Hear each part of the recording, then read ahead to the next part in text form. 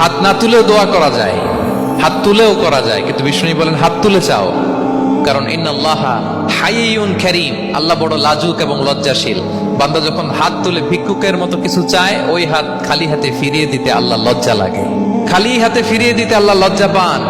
হাত তুলে চাইবেন, দোয়াতে আল্লাহর নামগুলো ধরে ধরে ডাকুন, ইয়া আল্লাহ, ইয়া রহমান, ইয়া রহিম, ইয়া হাইয়ু, ইয়া কাইয়ুম বিরহমাতিকা আস্তাগীথ। আল্লাহর নাম ধরে ধরে চান, ওই দোয়া আল্লাহ কবুল করবেন। বিশ্বনবীর উপর দুরূদ পড়েন, যে বিশ্বনবীর উপর দুরূদ পড়ে না, ওই দোয়া আল্লাহর কাছে কবুল হয় না, এটা আকাশে পেন্ডিং থাকে। কুল্লু দুআ মুআল্লাক মাহজুব বাইনাস সামাই ওয়াল আরদি মা লাম ইউসাল্লা আলাইয়া। বিষ্ণু বলেন সব দোয়া আকাশে পেন্ডিং থাকে যতক্ষণ না আমার উপর দুরূদ পড়া না হয়।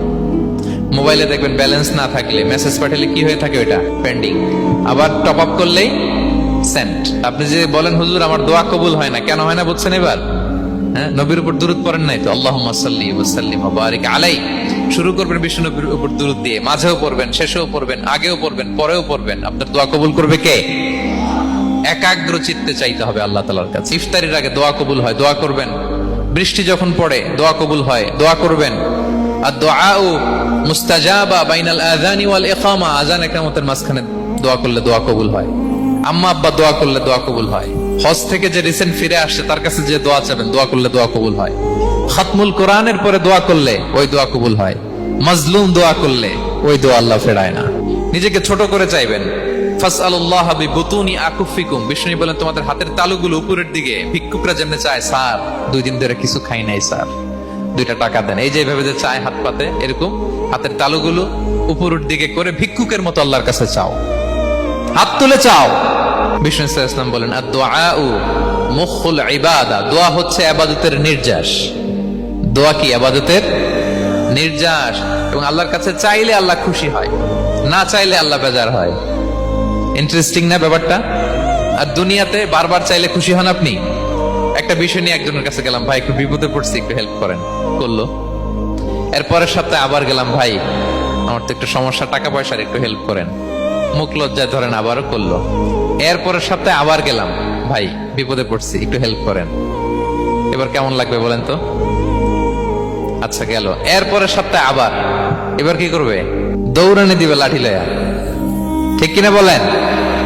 তুমি মামুর বাড়ির আবদার পাইছো না, প্রতি সপ্তাহে সপ্তাহে বিপদে পড়ছি। তার মানে এই দুনিয়ার হাইসিয়াত হচ্ছে বারবার কারো কাছে কোনো ইস্যু নিয়ে যাওয়া যায় না, বারবার কোনো ব্যাপার নিয়ে কারো কাছে চাওয়া যায় না। চাইলে সে রাগ করে, অখুশি হয়, কিন্তু আল্লাহর কাছে এটা বিপরীত। বিষ্ণু বলেন ইন্নাহু মান লাম ইয়াসআলিল্লাহা ইয়াগদাব আলাই, যে আল্লাহর কাছে বারবার বারবার চায় না, আল্লাহ তার উপর রাগান্বিত হয়ে যায়। আর বারবার বারবার বারবার তার কাছে চাইলে আল্লাহ তাআলা তার প্রতি খুশি হয়ে যায়। এজন্য আল্লাহ তাআলার কাছে চাইতে হবে প্রিয় ভাইয়েরা, চাইতে হবে, বিনয়ের সাথে চাইতে হবে, চোখের পানি ছেড়ে চাইতে হবে, একাগ্র চিত্তে চাইতে হবে, চাওয়ার মতো চাইতে হবে। চাওয়ার মতো চাইলে আল্লাহ দেয়। যারা চাইতে পারে আল্লাহর কাছে, তারা আল্লাহর কাছ থেকে নিয়ে ছাড়ে। কিভাবে চাবো? একাগ্র চিত্তে চাইতে হবে। আমরা অনেক সময় দোয়াও করি, আবার আরেক দিকে তাকায় আছি। এই যে দোয়া করতেছি, দেখেন আল্লাহুম্মা আমিন, রব্বানা আতিনা ফিদ দুনিয়া হাসানাহ ওয়া ফিল আখিরাতি হাসানাহ। দোয়াও করতেছে, ইন্টেরিয়র ডিজাইনও দেখতেছে, এটা দোয়া হইছে?